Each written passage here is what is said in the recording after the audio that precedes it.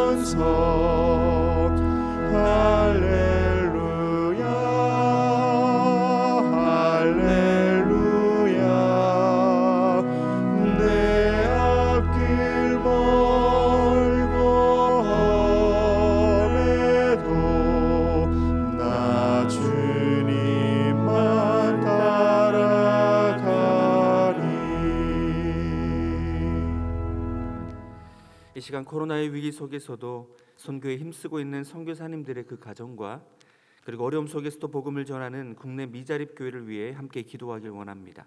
날마다 영육간의 강건함을 더하여 주시고 복음의 열정이 식어지지 않게 하시며 필요한 모든 것들이 하나님의 때에 하나님의 방법으로 잘 공급될 수 있도록 우리 다 함께 기도하길 원합니다. 기도하겠습니다.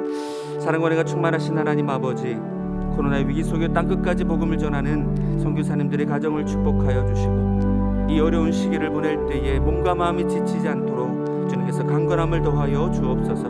날마다 복음의 열정으로 타오를 수 있는 새 힘과 능력을 더하여 주시고 예수 그리스도를 담대히 선포하는 귀한 복음의 사역들 될 수 있도록 인도하여 주옵소서. 무엇보다 언어가 다르고 문화가 다릅니다. 모든 개발 시설들이 열악한 상황들입니다. 어려움 당하지 않게 하시며 외롭고 힘들 때마다 주님이 주시는 위로로 이들을 가득히 채워 주시옵소서. 국내 미자립 교회를 섬기는 모든 일도 주님 기억하여 주옵소서. 이름도 빛도 없이 날마다 섬기는 그 자리, 하나님의 위로와 격려로 그 자리를 버티고 견딜 수 있도록 인도하여 주시고 때마다 도움의 손길들 허락하여 주심으로 열악한 환경 속에서도 생명의 주인 되신 주님을 힘차게 전하는 복음의 파수꾼의 사명을 잘 감당할 수 있도록 은혜 베풀어 주시옵소서. 때마다 주시는 주님의 은혜와 평강이 맡겨진 사명의 자리마다 더욱 넘칠 수 있도록 도와주시고 인도하실 주님을 기대하오니 주님 이들을 강권적으로 붙드시고 능력의 손으로 함께하여 주옵소서. 사랑과 은혜가 충만하신 하나님 아버지, 땅끝까지 이르러 복음을 전하는 선교사님들과 그 가정을 위해 기도하게 하시니 참 감사합니다. 코로나의 위협에서부터 이들을 지키시고 보호하여 주시며 날마다 영육간의 강건함을 더하여 주옵소서. 무엇보다 복음의 열정이 식어지지 않게 하시며 주님의 마음으로 한 영혼을 섬기는 사랑의 사도들 될 수 있도록 인도하여 주옵소서. 특별히 복음을 전할 때마다 죽어가는 영혼들이 돌아오는 역사가 나타나게 하시고 섬기고 수고하는 자리마다 하나님의 나라가 확장되는 역사가 나타날 수 있도록 역사하여 주옵소서. 이 시간 국내 미자립 교회를 위해서도 기도합니다. 이름도 없이 빛도 없이 섬기는 모든 이들 기억하여 주시고 그들의 마음을 위로하여 주실 뿐만 아니라 점점 힘들어져가는 사회경실 속에서도 복음의 열정이, 영혼을 향한 사랑이 식어지지 않도록 강권적으로 붙들어 주옵소서. 다시 힘차게 예수 그리스도를 전하게 하시고 지역사회의 소금과 빛의 사명을 잘 감당함으로 새로운 복음의 길을 열어나가는 모든 교회들 될 수 있도록 인도하여 주옵소서. 때마다 지키시고 보호하시며 채우실 것을 기대하옵고 가장 귀한 예수님의 이름으로 기도드리옵나이다. 아멘. 오늘 주신 하나님의 말씀은 에베소서 1장 1절과 2절 말씀입니다. 제가 가진 성경 신약 310쪽에 있습니다. 에베소서 1장 1절과 2절 말씀입니다.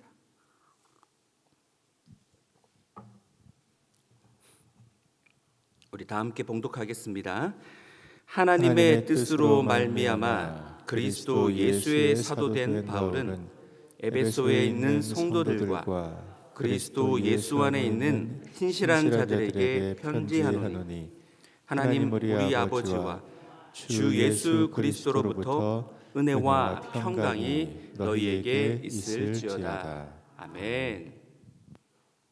오늘부터 시작하여 한 달 동안 살펴보게 될 에베소서는 로마 감옥에서 썼다고 해서 옥중서신이라고 불리는 서신 중에 하나입니다.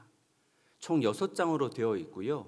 두 부분으로 나눠 본다면 1장에서 3장까지 그리고 4장에서 6장까지로 분류해 볼 수 있습니다. 1장에서 3장까지의 내용은 하나님께서 저와 여러분을 어떻게 천국 백성으로 만들어 주셨는지에 대한 그 복음에 관련된 칭의에 관련된 내용이 나타나고 있고요.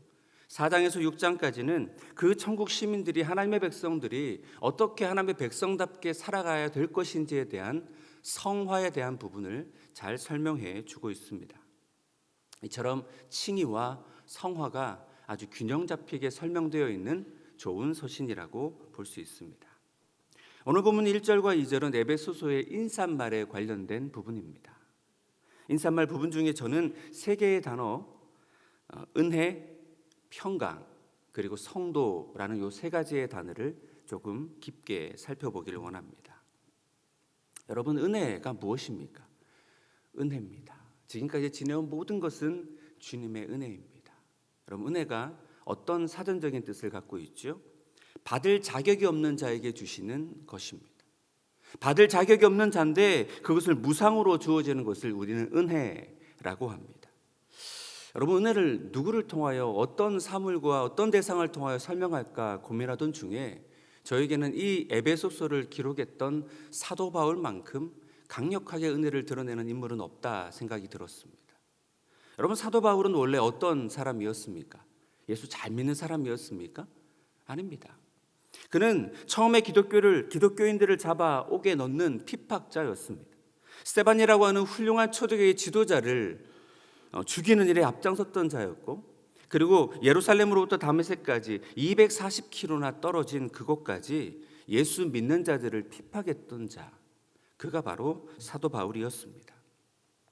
그렇게 그가 한 곳이라고는 예수 믿는 자를 괴롭히고 옥에 넣고 잡아 죽이는 것 외에는 한 곳이 없는데, 그러한 그를 예수님이 찾아오십니다. 빛으로, 음성으로 사울아 사울아 내가 왜 나를 박해하느냐. 그를 찾아와 구원해 주실 뿐만 아니라 이방인의 사도로 세워주셨습니다. 자격 없던 자, 아니 오히려 심판받아야 마땅한 그였는데 자신을 구원해 주실 뿐만 아니라 이방인의 사도로 불러주셨으니, 박해자가 전도자가 되었으니 이것을 어떻게 표현할 수 있겠습니까? 그래서 그는 서신서마다 하나님의 은혜임을 강조하고 있는 것입니다. 자신에게 주어진 이 모든 사랑을 그가 표현할 수 있는 유일한 단어 은혜로 설명했던 것입니다. 여러분, 저와 여러분은 그렇지 않습니까? 우리가 괜찮아서, 우리가 남들보다 좀 거룩해서 저와 여러분을 선택해 주셨습니까? 아닙니다. 우리의 수준이 에베소서 2장 3절에 이렇게 기록하고 있습니다. 전에는 우리도 다 그 가운데서 우리의 욕심을 따라 지내며 육체와 마음에 원하는 것을 하여 다른 이들과 같이 본질상 진노의 자녀였더니. 저와 여러분도 육체의 욕심을 따라 마음이 원하는 대로 살아갔던 본질상 진노의 자녀가 저와 여러분의 수준이었습니다. 그런 저와 여러분을 택하여 여기까지 인도해 주셨습니다. 우리를 봐도 하나님의 은혜임을 우리는 고백할 수밖에 없습니다. 그렇다면 우리에게 이렇게 은혜를 입은 자는 어떻게 살아가야 하는 것일까요? 사도 바울처럼 은혜 받은 자임을 드러내며 살아야 되지 않을까요? 위로부터 받았던 이 은혜를 날마다 감사하고 감격하고, 그리고 옆으로도 그 은혜를 전할 수 있는, 드러낼 수 있는, 나타낼 수 있는 그런 은혜의 통로들이 되어야 되지 않을까요? 바라기는 내게 주신 이 은혜를 오늘도 감사하고 감격할 뿐만 아니라 만나는 모든 이들에게 이 은혜를 나누고 전할 수 있는 은혜의 통로들 되시기를 주님의 이름으로 축복합니다. 이제 평강이라는 단어를 또 한번 살펴보기를 원합니다. 여러분, 평강하면 어떤 이미지가 떠오르십니까? 뭐가 평강한 것 같습니까? 저 푸른 초원 위에 그림 같은 집을 지어놓고 살아가는 게 평강한 모습으로 떠오르십니까? 우리는 어떤 평강이라고 할 때 모든 상황이 안정적이고 뭔가 걱정과 염려가 없는 이 모든 것을 평강이라고 생각할 수 있습니다. 그런데 성경이 말하는 평강은 이처럼 싸움이 없고 다툼이 없고 뭔가 다 신경 쓸 게 없는 것이 아니라 원수지간이 서로 화해하고 부둥켜 안는 것을 평강이라고 합니다. 절대 하나가 될 수 없을 것 같은 그 두 가지 속성이 분리가 있었는데, 이 분리 뒤에 오는 연합, 분열되었다가 다시 오는 화해를 평강이라고 합니다. 제가 왜 이렇게 설명하냐면, 범죄한 모든 인간은, 아담 이후로 모든 인간은 인간의 죄로 말미암아 하나님과 분리되었던 자입니다. 그런데 이 하나님과의 관계가 평강이 되었다, 회복이 되었다라고 말씀합니다. 누구 때문입니까? 예수 그리스도 때문입니다. 여러분, 이 짧은 이 두 절 안에 예수 그리스도라는 단어가 3번이나 반복되어 예수 그리스도로 말미암아 평강이 찾아오게 되었다, 하나님과 막힌 담이 허물어졌다라고 그는 강조하고 있는 것입니다. 그렇습니다.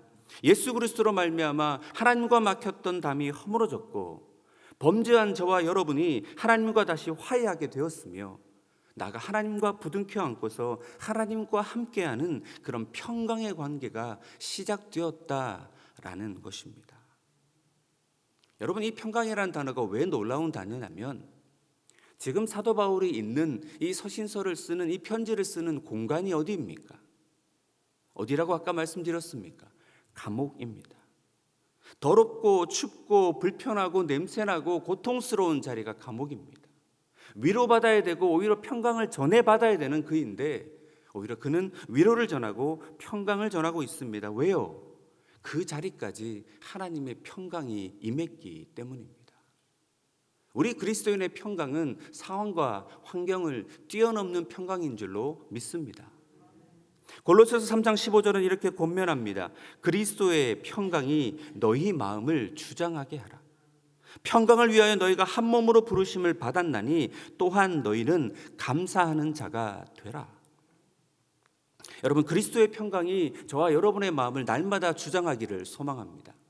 그래서 상황과 환경과 모든 것을 뛰어넘고 범사의 주님께 감사하며 살아가는 그 주신 평강을 감사할 뿐만 아니라 이 감사를 입 밖으로도 표현하며 많은 이들에게 그리스도의 평강을 나타낼 수 있는 저와 여러분 되기를 주님의 이름으로 축복합니다.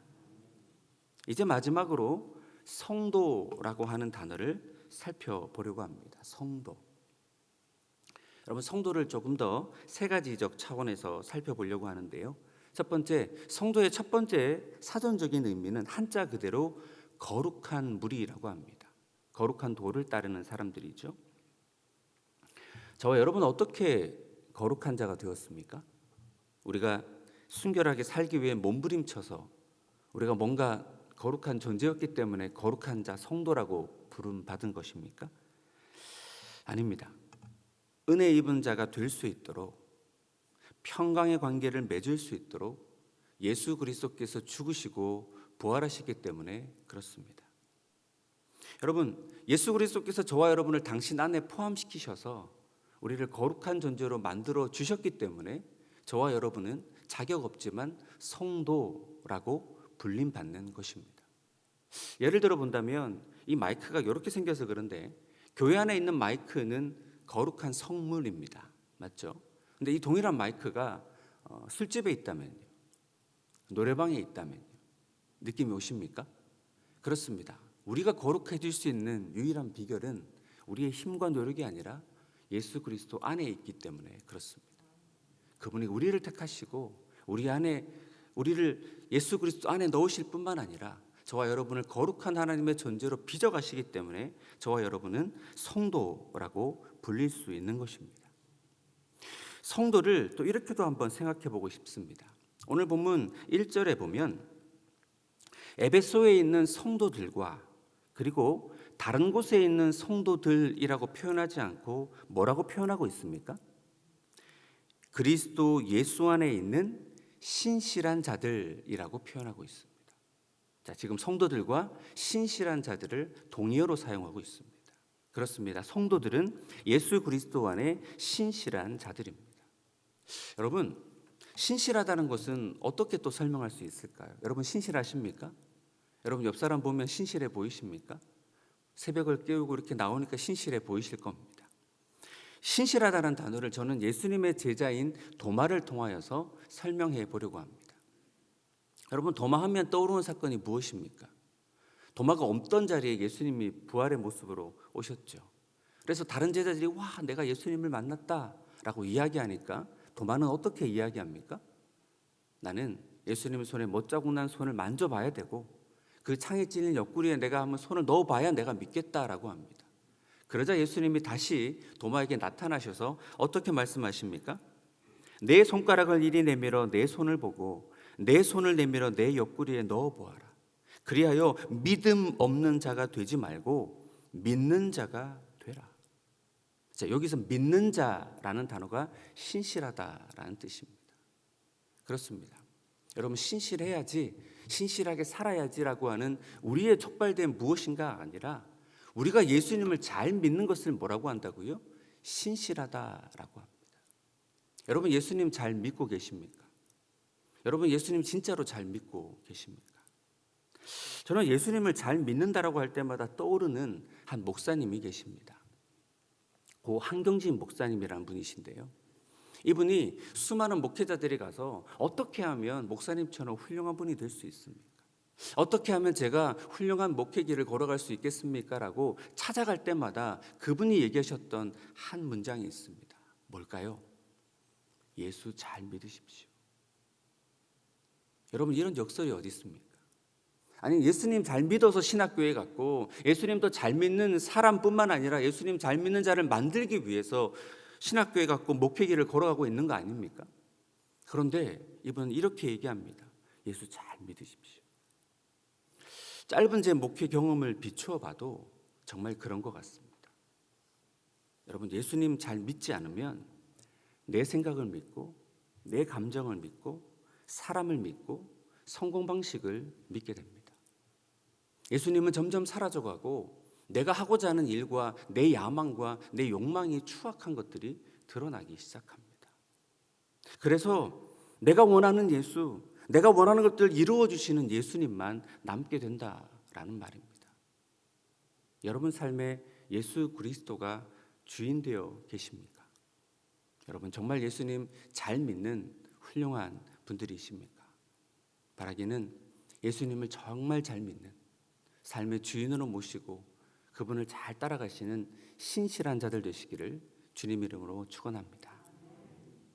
마지막 세 번째로 살펴볼 성도는 그리스도인이라는 동의어를 갖고 있습니다. 그리스도인. 여러분, 그리스도인이라는 용어는 언제 어디서 시작되었습니까? 예루살렘 교회입니까? 네, 안디옥 교회입니다. 이방인의 땅입니다. 이방인들 눈에 보니까 저 사람들은 우리와 뭔가 달라, 이런 좋은 마음에서 시작되었겠지만 그들을 놀리기도 시작했습니다. 너희들은 예수에 미친 사람들이야. 아무리 봐도 너희들은 좀 이상한 것 같아. 예수에 뭔가 홀려 살아가는 것 같아. 그래서 만들어진 이름이 그리스도인입니다. 우리나라 말로 바꾸면 예수쟁이가 되겠죠. 요즘 교회 다닌다고 하면 뭐라고 불립니까? 예수에 미쳤다라고 하겠죠. 이러한 때에도 교회 다닌다고? 이러한 때에도 예배 드린다고? 여러분, 그것이 저희들의 영광스러운 이름인 줄로 믿습니다. 안디옥 교회도 그랬습니다. 그들은 그런 소리에도 아랑곳하지 않고 더 열심히 신앙생활을 했고 더 열심히 그리스도를 불리며 살아갔습니다. 그래서 그들의 놀라운 신앙은 아시아를 넘고 유럽으로 갔고 유럽을 넘어 우리까지 오게 된 것입니다. 여러분, 그리스도인으로 살아가고 계십니까? 여러분이 교회를 나간다고 하면 자녀들뿐만 아니라 많은 사람들이 걱정하는 요즘입니다. 그러나 저와 여러분은 어떠한 삶의 자리 속에서도 그리스도인으로 살 수 있기를 소망합니다.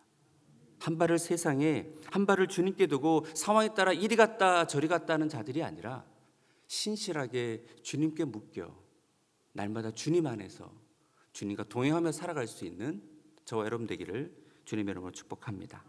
말씀을 정리합니다. 예수님 덕분에 죽을 죄인이 하나님의 자녀가 되었습니다. 이것을 은혜라고 합니다. 예수님 덕분에 하나님과 화해하는 평강의 관계가 시작되었습니다. 예수님 덕분에 거룩한 성도가 되었고 예수님 덕분에 예수님 잘 믿는 신실한 자로 불림받았습니다. 그리고 이 모든 일들은 예수님 안에서 지금도 일어나고 있습니다. 바라기는 우리를 불러주신 그 놀라운 사랑을 날마다 기억하시면서 그 은혜와 평강을 누릴 뿐만 아니라 전하는 신실한 그리스도인 되시기를 주님의 이름으로 부탁드립니다. 다 함께 기도하시겠습니다.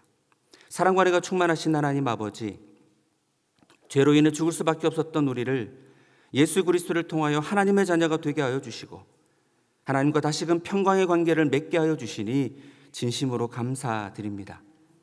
거룩한 성도로 불러주셨사오니 예수님을 잘 믿는 신실한 자들이 되게 하여 주시고 참된 그리스도인이라 칭찬받는, 그래서 땅에 떨어진 그리스도인의 위상을 다시금 세워나가는 모든 영광의 성도들이 될 수 있도록 인도하여 주옵소서. 그렇게 하실 주님을 기대하옵고 가장 귀하신 예수님의 이름으로 기도드리옵나이다. 아멘.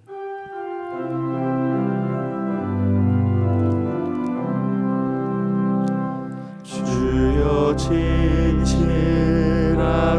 하소서. 오늘 하루 순간을 주가 주신 힘으로 승리하기 원하네. 주여 나를 진실하게 하소서.